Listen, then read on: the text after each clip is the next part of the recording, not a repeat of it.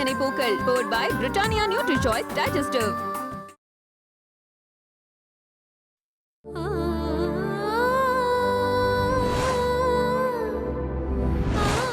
அவன் விழி பார்த்த பின்னே நான் மொழியற்று போனேன். உடல் நடுங்கியது, உள்ளமும் நடுங்கியது. அவனை தவிர யாவும் எனக்கு சுழியமாய் போனது. காணும் காட்சி எதுவும் அவன் அவன் அவன். 3 நிமிட பார்வையால் இன்று அவன் ஏதோ உணர்த்தினான். இதுதான் காதல் என்பதா?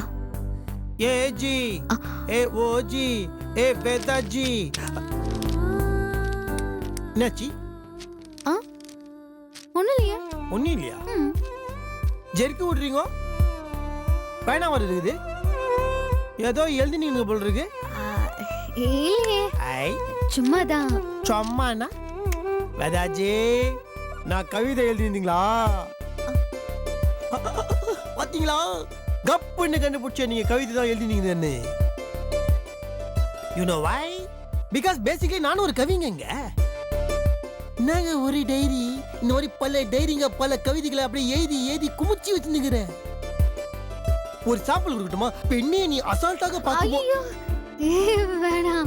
வேணாமா? ஒரே விடுங்க, நீங்க குத்து வச்சுதான் அவ்வளவுதான். மாடர்ன் கவிதை நீங்க படிச்சா உங்களுக்கு புரியாது, ஆனா உங்க கவிதை எனக்கு புரியும். Give it. என்னது படிக்கூடாதா? ஓகே ஃபைன், தேங்க்யூ, விடுங்க. உங்களுக்காக என்னை காட்டணும் தோந்தும் அன்னைக்கு நான் பார்த்து படிச்சுக்கிறேன். That's all your honour. ஐயோ வேதாஜி, ஒரு முக்கியமான மேட்டர் அத்தை மட்டும் பாருங்க. உங்களாண்ட ஒரு ரொம்ப இம்பார்ட்டன்ட் மேட்டர் பேசணும். எதை பத்தி? இன்னைக்கு காலைல ஒரு டெஸ்ட் பண்ணோம்ல, அத்தை பத்தி. என்ன டெஸ்ட்? அதாங்க லவ் லவ். கண்ணும் கண்ணும் நோக்கியா. ஆமா, சொல்லுங்க. அத பத்தி என்ன பேசணும்? இல்ல, அது அது வந்து அந்த விஷயம் காலையில நடந்துச்சு. சொல்லுங்க. அது நடந்ததுக்கு அப்புறம் அது எனக்குள்ள ஒரு என்னென்னமோ ஆயிடுச்சுங்க. என்ன அறியாமலே ஒரு ஃபீல். அதை எப்படி சொல்லலான்றது தெரிய மாட்டேங்குதே. எனக்குள்ளேயும் அதேதான். அது உள்ளுக்குள்ள ஒரு மாதிரி ஆயிடுச்சுங்க. இதுக்கு முன்னாடிலாம் அப்படி அதான். சரிங்க, நான் பட்டி விஷயத்த சொல்லிடுறேன். அது தப்பா இருந்தாலும் நீங்க தப்பா எடுத்துக்க கூடாது. அது தப்பா இருந்தாலும் மன்னிச்சிருங்க. அது என் மனசை தோன்றது உங்ககிட்ட சொல்லணும் அப்படின்னு நினைக்கிறேன். அதனால தான் சொல்லிடுறேன். ஒரு நிமிஷம்.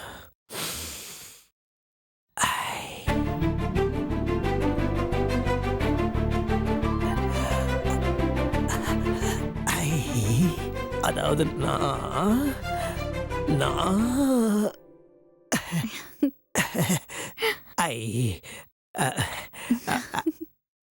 ஐ வெரி சாரிங்க. சாரியா? எதுக்கு சாரி? இல்ல, காலையில் உங்க ஃப்ரெண்டு அவங்க லவ் மேட்டர் சொல்லிட்டு இருக்கப்போ நான் பாட்டு ஆர்வ கொலரா துடுகா உங்க பர்மிஷன் கூட வாங்காம உங்க கண்ணை பார்த்து ஏடா கூடமா என்னென்னவோ பண்ணிட்டேன்.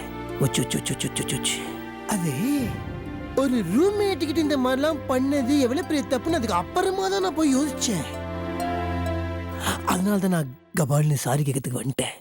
இல்லைங்க, 1000 தான் நம்ம 2 பேரும் ஃப்ரெண்ட்ஸா இருக்கலாம், நம்மக்குள்ள நல்ல அண்டர்ஸ்டாண்டிங் இருக்கலாம். ஆனா அப்படிலாம் இருந்தாலும் நான் இப்படி ஒரு உரிமை எடுத்துக்க கூடாது இல்லையா?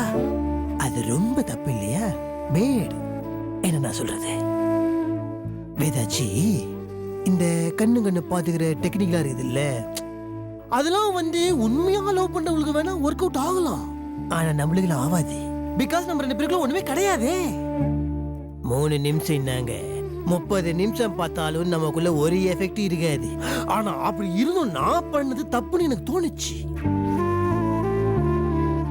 So I'm very very very very very very sorryங்க.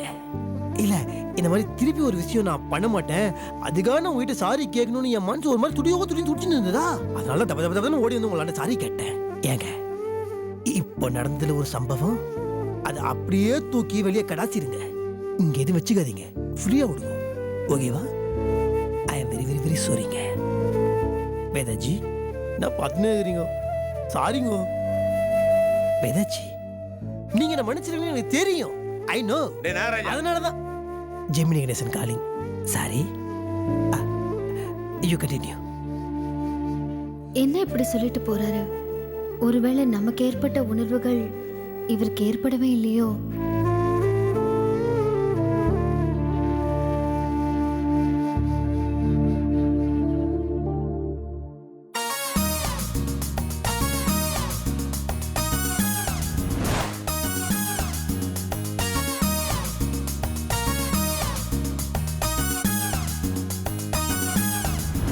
Vedaji கண்ணு பார்க்கும்போது நமக்குள்ள என்னவோ ஒண்ணு ஆச்சே, ஆனா ஒண்ணும் ஆகாத மாதிரி நம்ம மாட்டோம்.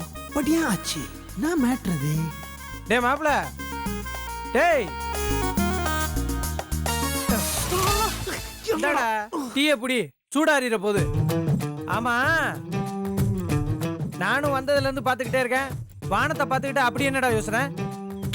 அது ஒரு முக்கியமான மேட்டர் மச்சி. What is the matter? இந்த மாதிரி பர்சனல் மேட்ரு, உன் வாட்டர் ஆய் வச்சுன்னு வெளியே வளர்ந்துருக்கு, அது புரியுதா? என்ன மாப்ள, நமக்குள்ள போய் பர்சனல் பப்ளிக்னு இருக்க?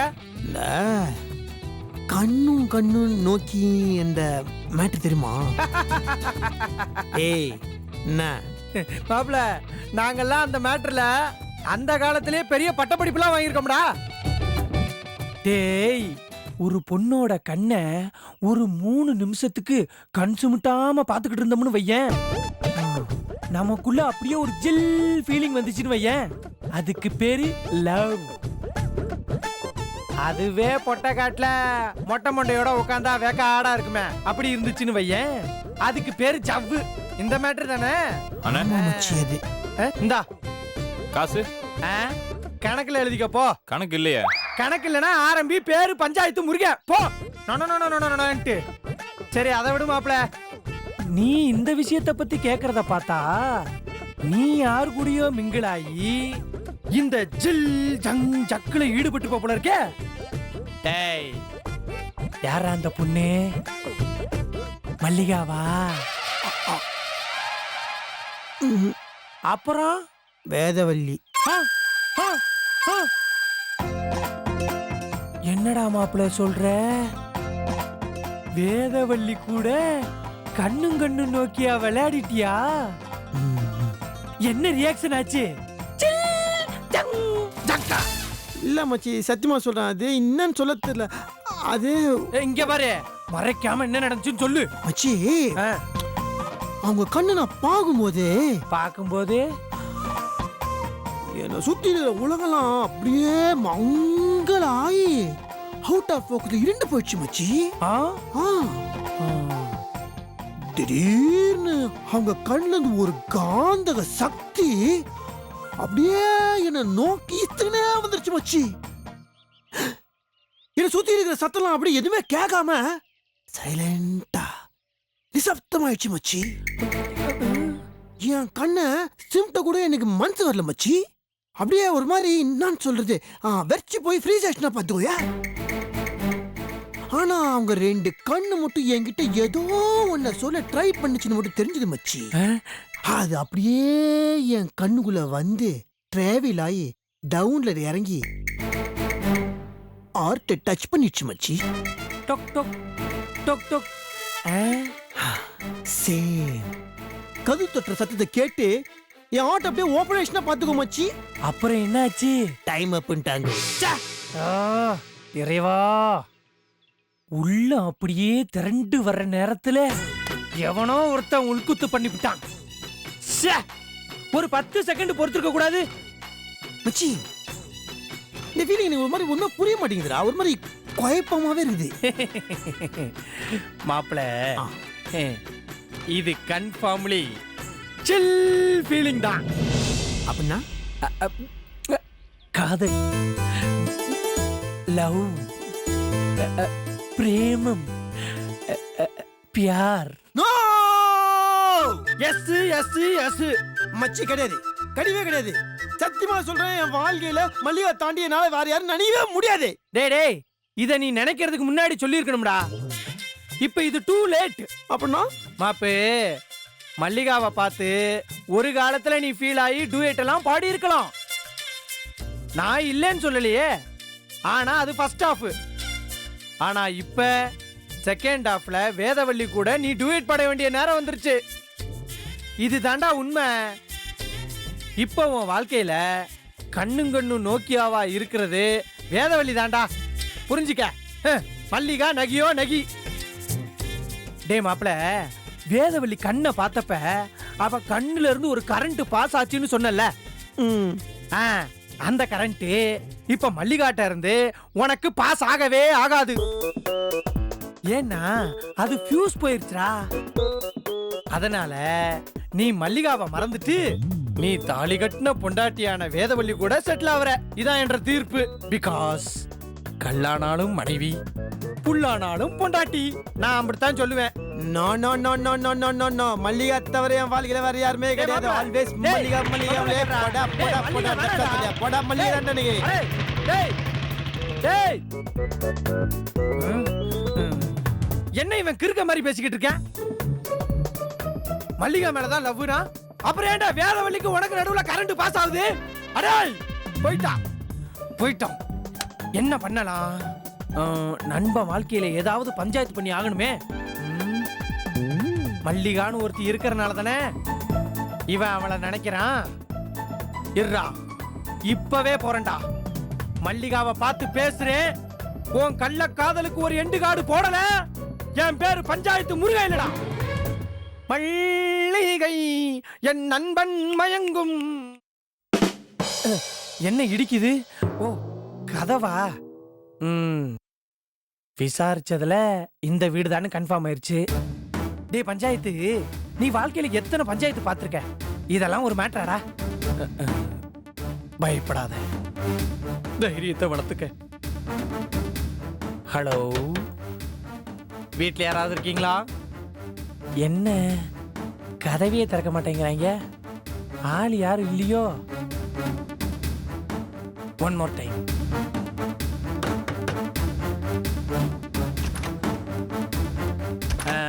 வணக்கம், என் பேரு பஞ்சாயத்து. என் பேர் எப்படி உங்களுக்கு?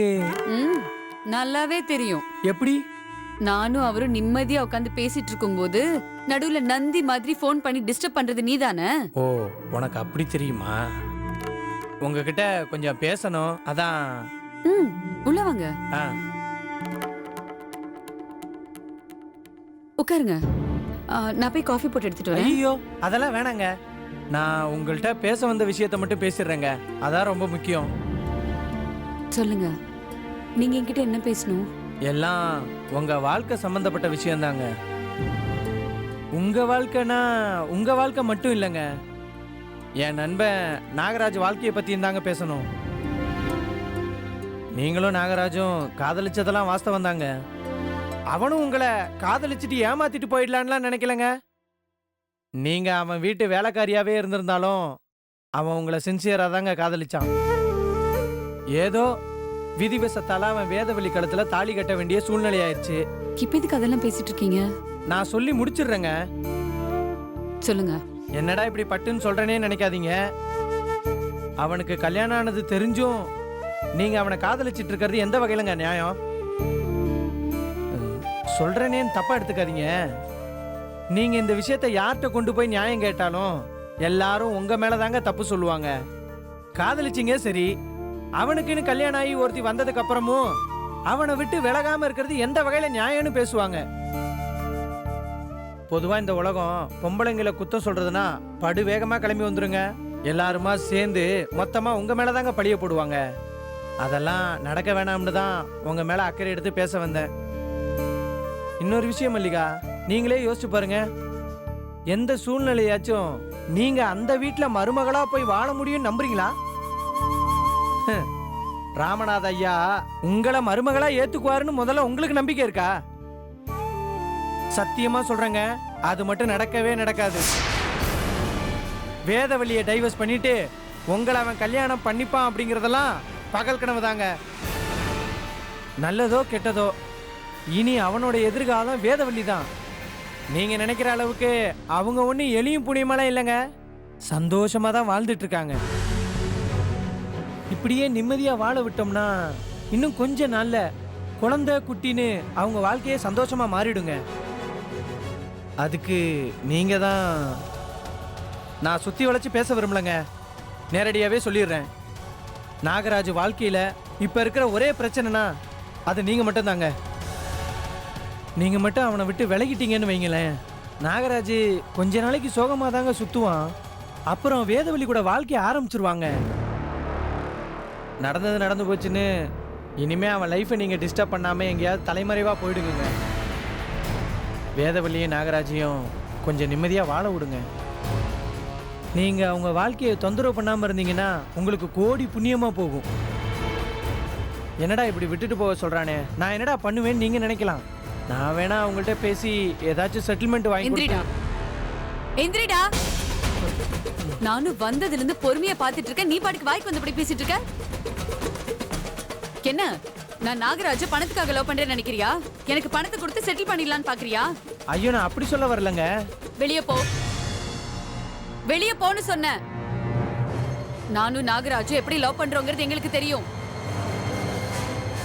இன்னொரு தடவை அந்த வேதவழிக்கு சப்போர்ட் பண்ணிக்கிட்டு இங்க வந்து பேசிக்கிட்டு நின்ன அப்புறம் உனக்கு மரியாதையா இருக்காது. ஐயோ, நான் உங்க வாழ்க்கைக்காக தான் சொல்றேன்.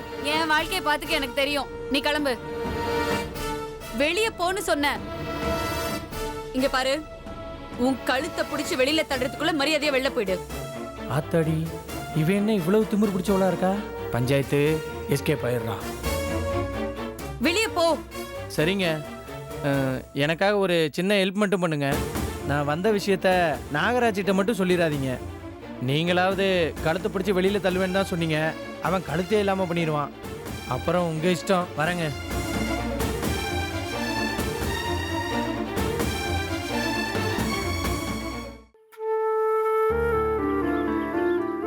அவர் மனசுல நாம இருக்கோமா இல்லையா?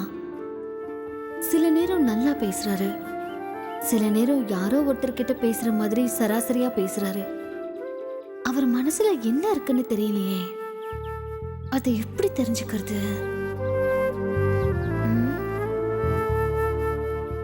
என்ன பண்ணலாம்?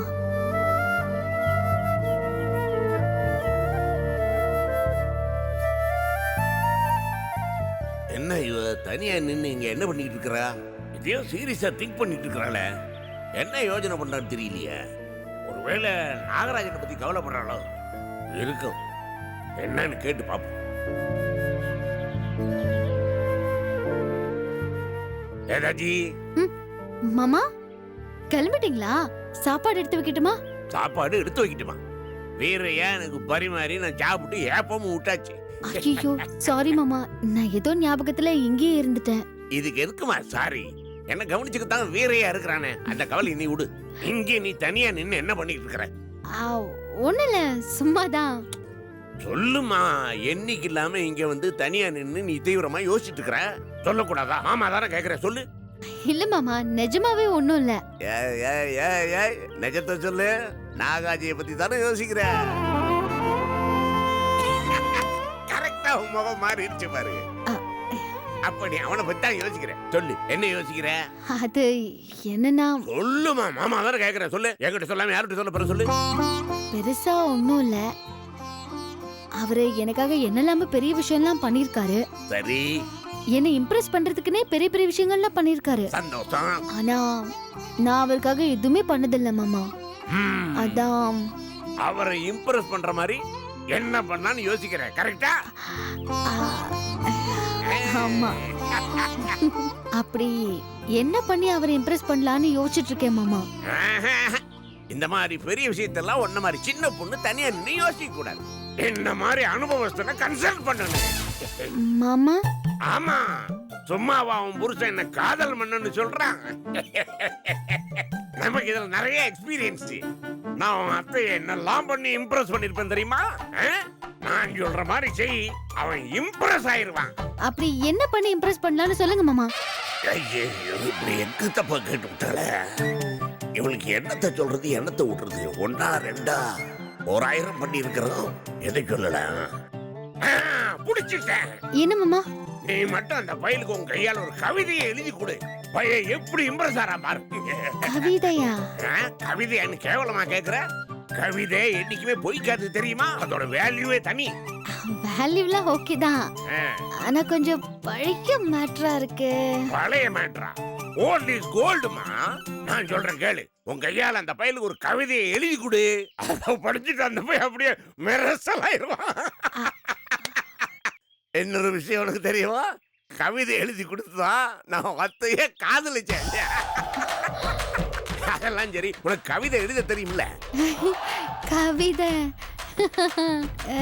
நீ முழிக்கிறத பார்த்தாலே கவிதைக்கு உனக்கு ரொம்ப தூரம் உனக்கு எழுத வராதுன்னு தெரியுது. இத கூட நான் பண்ண முடியும். இல்ல மாமா, அப்படி சொல்லல, நானே பாத்துக்கிறேன். எங்கம்மா நீ சொல்றத பார்த்தா நீ என்னைக்கு எழுதி அவன் என்னைக்கு இம்ப்ரெஸ் ஆகி உங்க 2 பேருக்கு நடுவில் காதல் பூத்து அதெல்லாம் நடக்காது. நானே எழுதி தரேன், போய் பேப்பர் பண்ண கொண்டா போ. இல்ல மாமா, நீங்க ஐடியா கொடுத்ததே போதும், பாக்கியெல்லாம் நானே பாத்துக்கிறேன். புரியுது புரியுது. உன் மனசுக்குள்ளார ஒரு டவுட். இந்த கிழமை அந்த காலத்து ஆளு இந்த காலத்து இளைஞனை இம்ப்ரெஸ் பண்ற மாதிரி என்ன எழுதிட போறான்னு பாக்குறேன். அந்த விஷயத்துல அந்த வாலிக்கு பிறகு இந்த ஜாலி தான். எனக்கு என்ன எழுதுன்னு தெரியும் மாடனா. போ பேப்பர் எடுத்துட்டு வா போ. உங்களுக்கு எதுக்கு மாமா வீண் சிரமம்? இதெல்லாம் பெரிய சிரமமா? என்ன சிரமம்? அந்த பையன் நாகராஜன் மெர்சல் ஆற மாதிரி அழகா ஒரு கவிதை எழுதிட்டாரு. போ பேப்பர் எடுத்துட்டு வா. போ போமா. என்ன எழுதலாம்?